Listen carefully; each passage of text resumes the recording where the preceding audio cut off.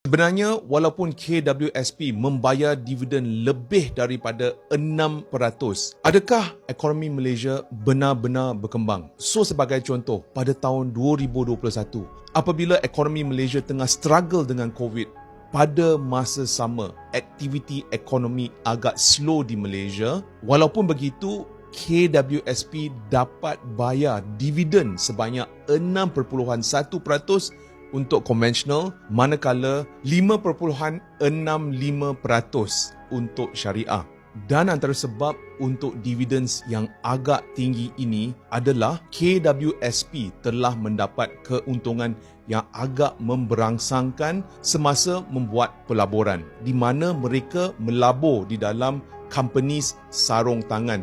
Dan apabila COVID melanda dunia, kita boleh lihat demand untuk sarung tangan mencanak tinggi. Tetapi pada tahun ini kita boleh lihat KWSP dapat bayar sebanyak 6.3 untuk konvensional dan 6.3 untuk syariah. Tetapi apa pendapat kamu?